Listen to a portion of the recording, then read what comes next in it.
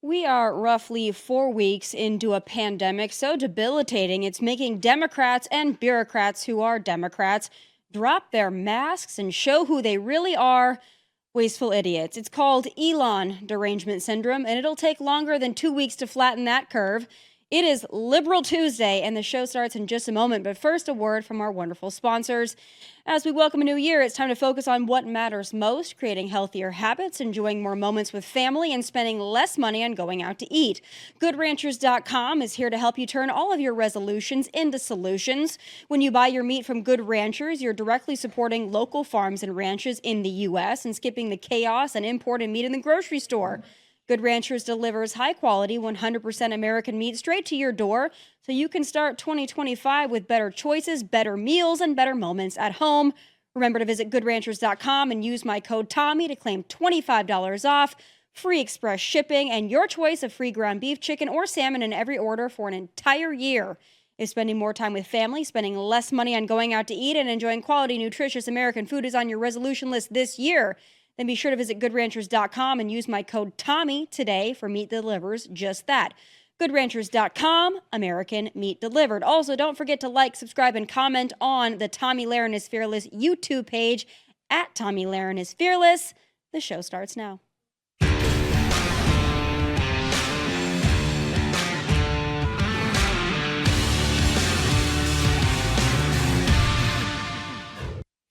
All right, the best way to expose those among us who are on the take is to open the books, and maybe Big Balls is the person to do it. We begin tonight with Musk and Big Balls. That's the online name, according to Wired magazine, of a teen tech whiz who, along with others, are helping the world's richest man do whatever it is he's doing, dismantling parts of the federal government. Yes, so this is a 19-year-old high school graduate who has used the unfortunate nickname Big Balls online, so that would be one way that we could refer to him. He is now working at Musk's behest inside DOGE. Whether it's Big Balls or Elon or anyone else, if you have nothing to hide and you're using and you're spending the people's money dutifully and diligently, then you should not react like this. But let me tell y'all something. I know some of y'all have been frustrated and you've been saying, where are the Democrats? Where are our leaders? Well, I'm here to tell you that we ain't never left y'all, all right? We are here. We are also going to make sure that they uphold the law. We are not going to sit around while you go ahead and desecrate our Constitution, or you look at the laws that have been passed into law and say, never mind, we'll just ignore that. Instead, we are going to be in your face. We are going to be on your we are going to make sure you understand what democracy looks like, and this ain't it. So let me tell you something, Mr. Trump. You're going to learn a few lessons from us. And I'm going to be the first one. You and your little friend off of Twitter. Y'all about to find out, all right? God, she wants to be famous so bad. It's actually really embarrassing for her. But I'm not even being coy or cute here. I really do not know why these people are so enraged. I really don't. Like, if you're worried about your money laundering, phony baloney spending spree being exposed and then cut off, I get why you're panicking, but have the good sense to do it in private.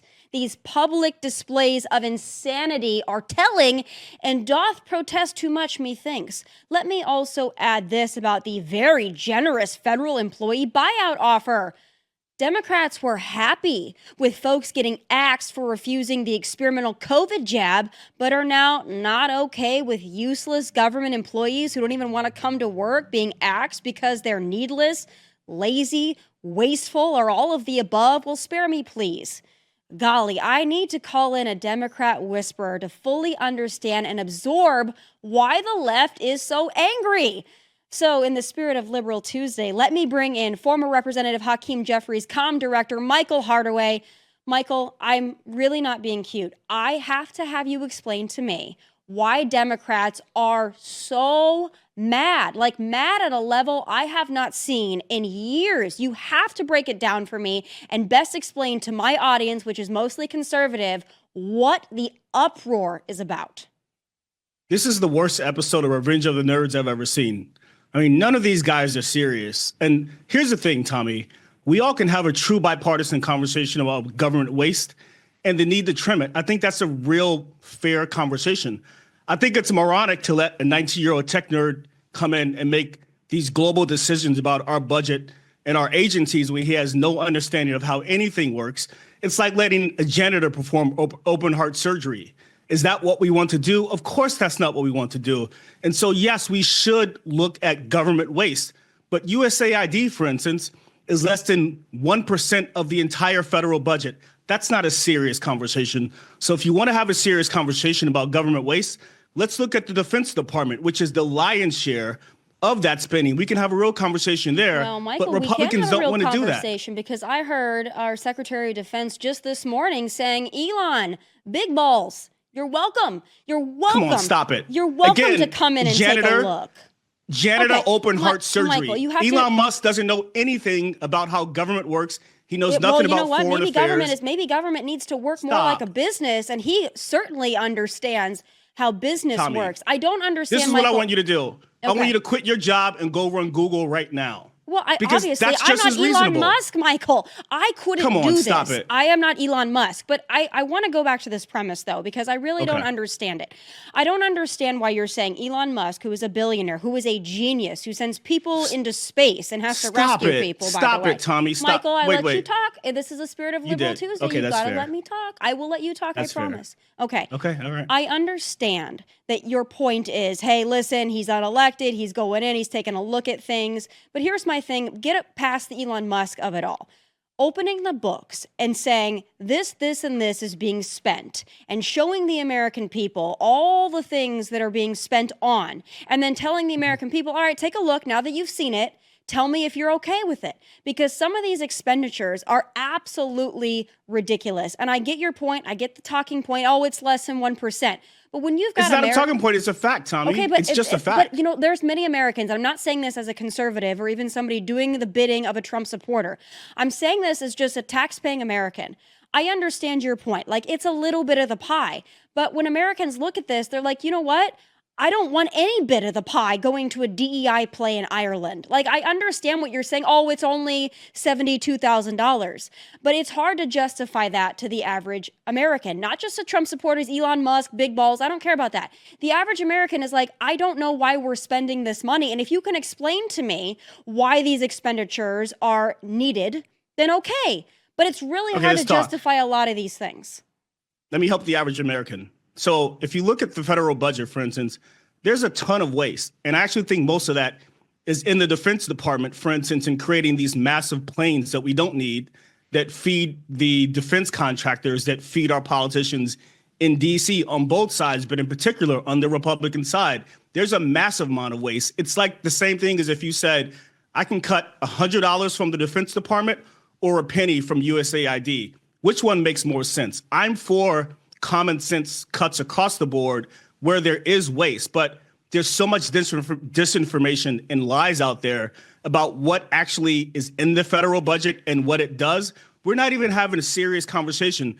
These are talking points, again, from unserious people. I don't care what you say Elon Musk is. He knows nothing about international affairs enough to be cutting our budget. He knows nothing about USAID or any of these other departments. And again, he's unelected. Right? I get that he's functioning as co-president with Donald Trump, but he hasn't been elected by anybody. He has no expertise in any of these things. Well, and I'll tell you one last thing, Tommy. He has a lot of expertise in a lot of things. One last thing. Listen, one last thing. When you know what this is about for Elon Musk, sure, he has defense contracts with the U.S. government that should be looked at, but those are pennies. The reality is that he owns this company called XAI, which is an AI company that needs data. He really is just going to siphon off all this government data of all of our information to feed that mechanism, which again is illegal. All of these things these guys are doing are illegal. And so if you want to be the party of law and order, and look, I date Republican women, right? I have nothing against you people, but come on, if we're going to be the party of law and order. Because they're more attractive. We know this, but moving on beyond that. Okay, listen, if we're going to be the party of law and order, let's do it. Let's not let an unelected guy come and break the law and declare war on the Constitution, because that's what's happening, Tommy. You can't have a situation where there's no respect for Congress and there's no respect for the rule of law and the courts. And that is what is happening. Well, you got a lot of courts that are also running a little rogue here, a lot of activism, the new lawfare, I would argue. So I'm going to take your point in the spirit of discussion. I'm going to take your point that, hey, listen, Elon Musk is not elected. Does he need to be reined in some circumstances? I'm going to go ahead and say, let's take a look at that. But I want to go back to the original point, not just the Elon Musk of all of it. I want to go back to some of these things that USAID is spending money on. And I want to just ask you, just flat out, do you think that some of these expenditures that have been exposed could be cut?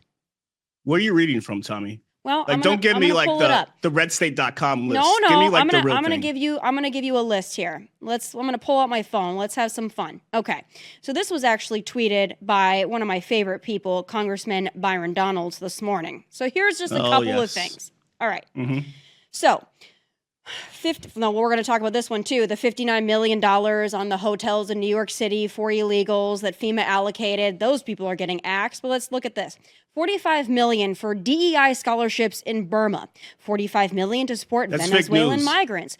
$40 million to build schools in Jordan, $31.5 million to consult to help USAID employees with counseling, organizational resilience, wellness, and work life, $29 million to improve the skills of young and female Egyptians in the manufacturing and service sectors, $27 million for reintegration gift bags for deportees, $20 million for Sesame Street in Iraq, $19 million to support migrants in Colombia, $15 million for condoms and contraceptives in Afghanistan. There is so much more. This list, I'm scrolling, okay? This is what I'm asking you.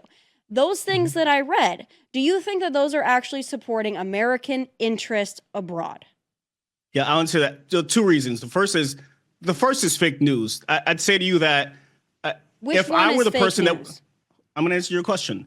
If I were the person that had to make this decision, I'd call in the international affairs nerds and I'd ask them to explain to me why any of these things make sense. Because the reality is that USAID does a very important job in keeping Americans safe. And that job is to exert American soft power, which means all these countries around the world, many of which are in chaos, we need them to be stable so they don't become hotbeds for terrorism that then comes back to the United States.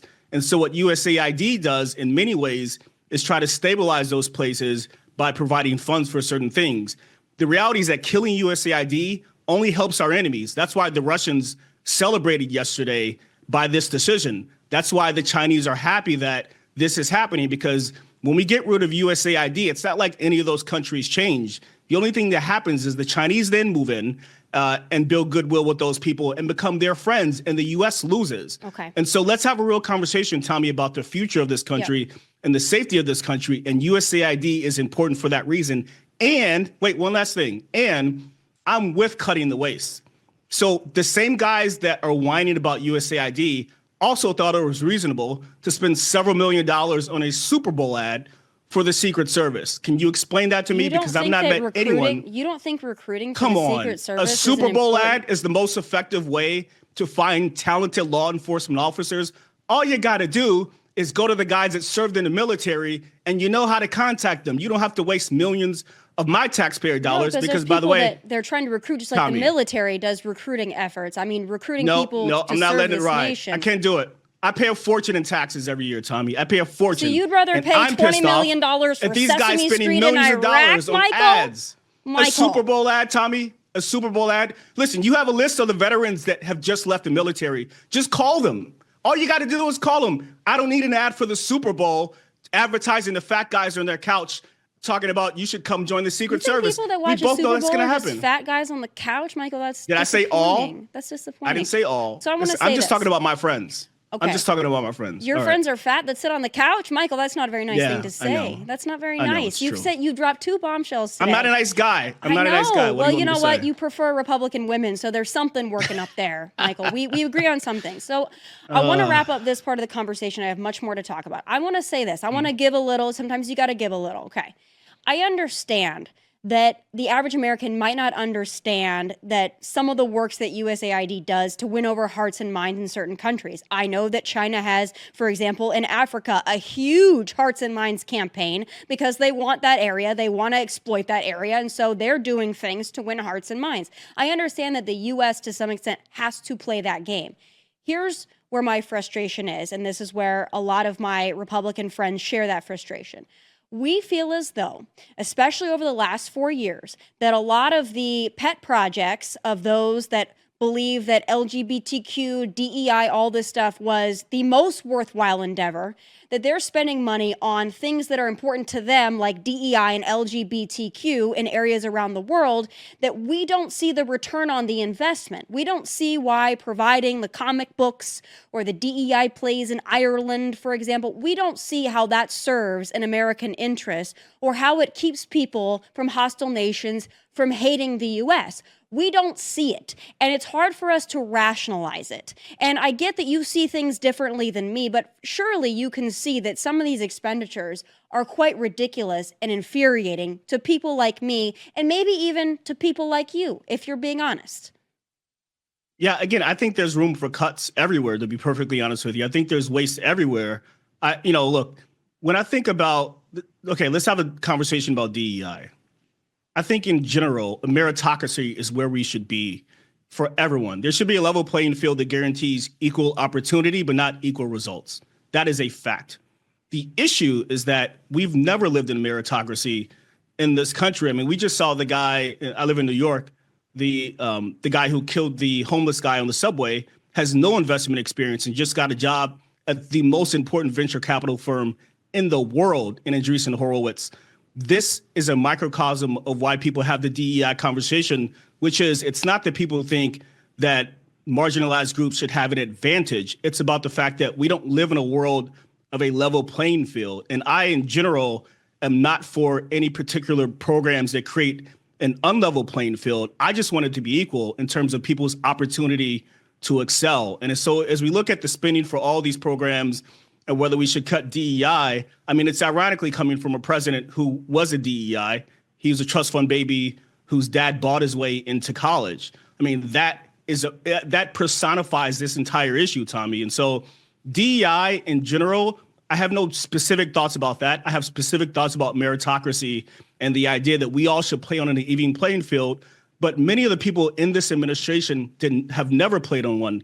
Donald Trump has never played on an even playing field, as have many of the people in his cabinet. So I'm more than happy to talk about DEI and whether things are fair, but things have never been, let me take a step back. I don't want to complain about fair. I want to say that things should be level in terms of opportunity to win, and that's where we should be. I don't think anyone should have an advantage, but the fact is a lot of people do. Right. Well, I'm going to give a little on this too. There is no doubt that there are people that are born into more privileged situations than others. I don't happen to think that that's always based on race. I think some people are born into wealthy families with a lot of opportunities, and some people are born into less wealthy families with not as many opportunities. And that's white people, that's black people, that's brown people, that's whatever. I understand. And I understand that this country has a history of racism. I'm not disputing that with you. However, I think particularly in 2020, there was a massive, massive overcorrection where it was like, not just, hey, we need diversity of opinions, color, thought. We need to create a quota system wherein we overlook people who are white men because we want to look better and fulfill a quota, and we want to bring people in that look diverse, maybe not diversity of opinion, but look diverse, because that's how we're going to fix racism. I think it went way overboard, and now it needs to be reined in. And I believe I'm about to shock you. Okay. I'm about to shock you. So what happened in 2020? Okay, so let's take a step back. The Democratic Party has a problem with black voters, in particularly black men. And it's connected to this, which is what happened in 2020 was about sort of DEI and sort of whatever it may be. But for black people, it really was just about giving those benefits to everyone else instead of the people who had been historically disproportionately disadvantaged. And so I think that translated itself in some way to the election we saw in November. I think that translated itself into this larger conversation about DEI because, frankly, black Americans were once enslaved here. We all know that to be a fact, right? So initially, this was created to address that and to assist white women, which was fair given historically sort of marginalized communities that they were. However, DEI has expanded to all these sort of random groups and subgroups that people have created that haven't been historically marginalized in that way. And and frankly, particularly for the Black community and many in it, I think that's created a level of consternation and frustration, because the point that you made about what happened in 2020 and how corporations address that, those benefits, many of them didn't go to Black people and Black Americans. And frankly, many of those people are on my side of the aisle, and that is a shameful thing that happened. And I think that is part of this level of frustration from Black Americans as it relates to their relationship with the Democratic Party and the DEI conversation, because frankly, it just doesn't benefit us, generally speaking. Yeah. Well, I agree with you. In part with a lot of what you said there. See, so we're getting somewhere on that. Another thing that I think that a lot of Black Americans are... See, I'm your favorite Democrat. You are definitely are.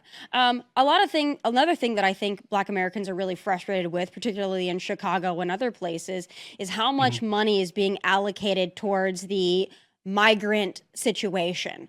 People are pretty pissed about that because they see their communities and their schools being underserved, and they see people coming across the border illegally and taking the lion's share of the resources. And it feels unfair to be an American struggling when you see some people call newcomers coming in and really having their way with things. So I want to ask you what your thoughts are so far on the deportation effort, what Borders Are Tom Homan has been doing with these raids that have been going on. Are you in favor, kind of in favor? What's your assessment from the other side of the aisle on what's going on? And do you think that maybe some Black Americans in sanctuary cities might actually be happy with what's going on?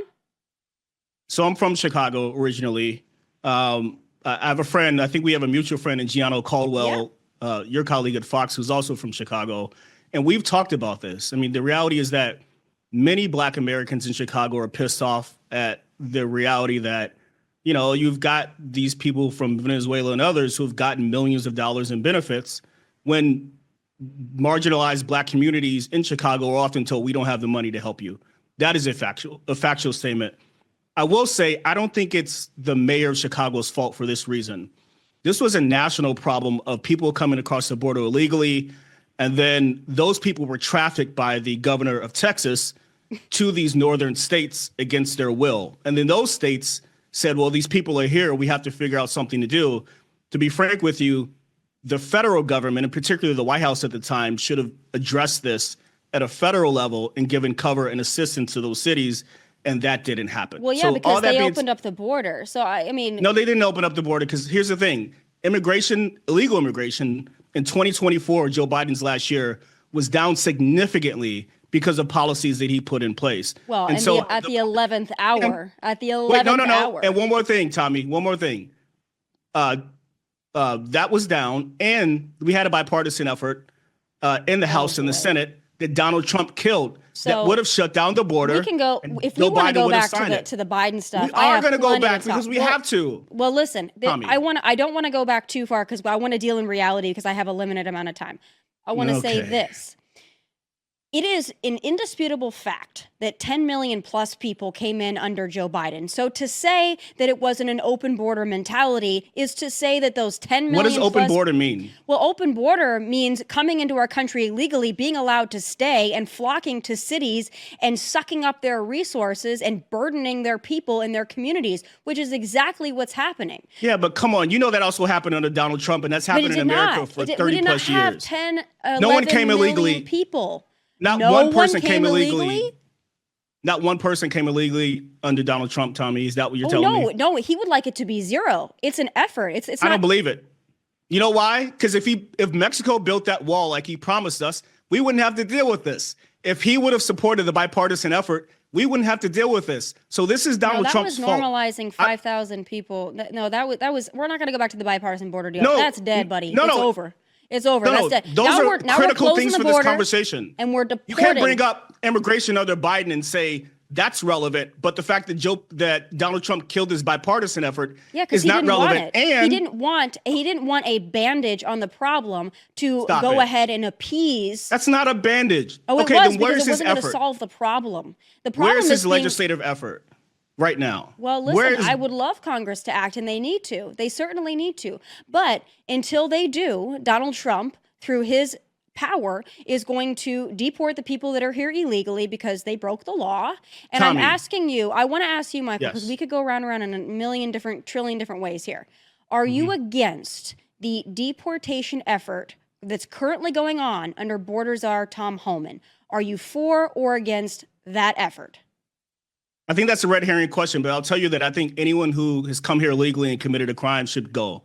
Okay. I think anyone who has come here illegally should have to go through some sort of process to become legal and go to the back of the line, which my former boss, Barack Obama, would say all the time. Yeah, that should be the deporter-in-chief. process. They should not be allowed to jump line. They should not be able to stay if they've committed a crime. Those are common sense things that, from my side of the aisle, Democrats have to be reasonable about. You can't be in a situation where you are trying to pay for millions of people who have come here and you don't know who they are. You don't know what they've done in their former country. You don't have an idea. But again, Tomi, all right, if you want to forget about what has happened in the past, I would say today, this is Donald Trump's Congress.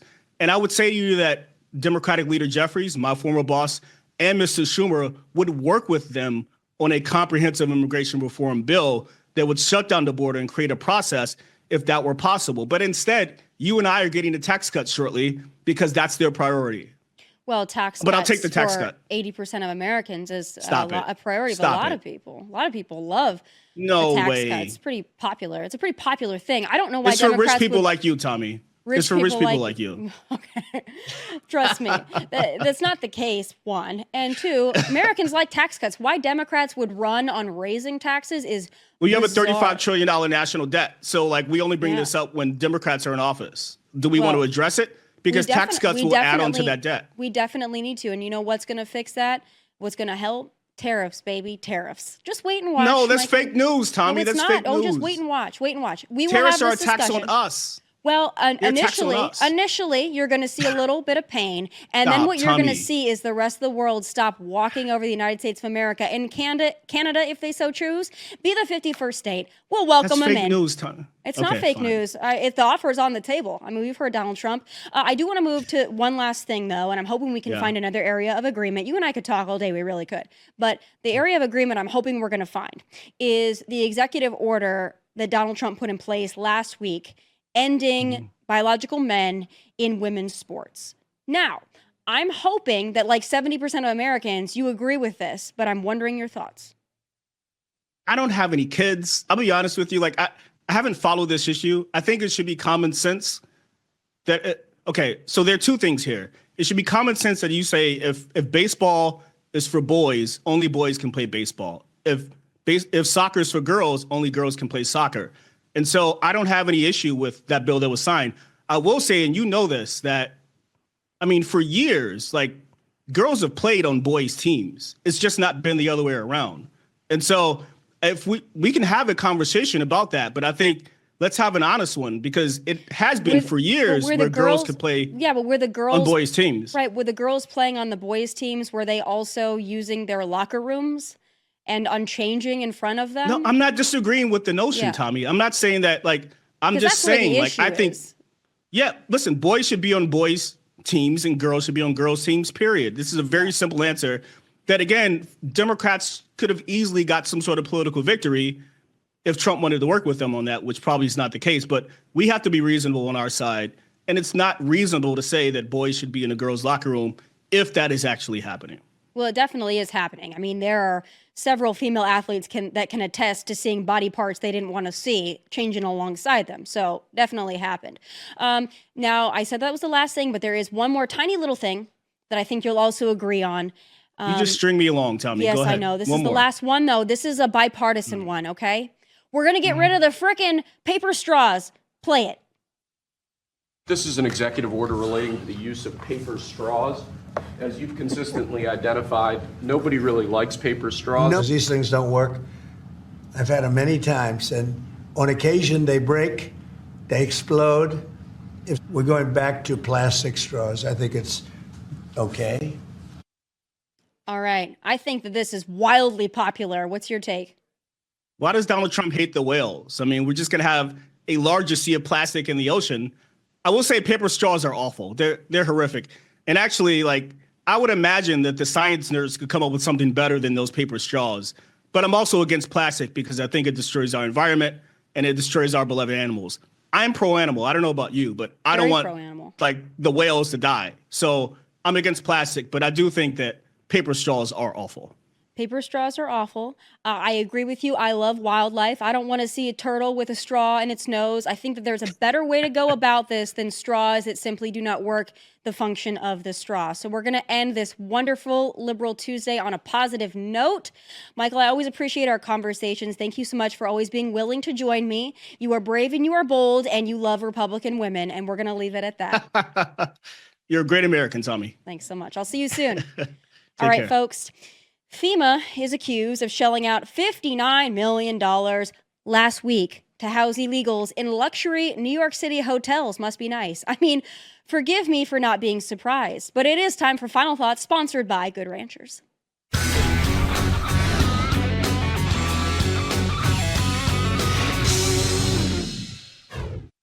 FEMA is a god-awful mess, and I'm not so sure it can be fixed. The agency is currently under review by the Trump administration and DHS, and something tells me the more reviewing that goes on, the darker the underbelly we're going to find.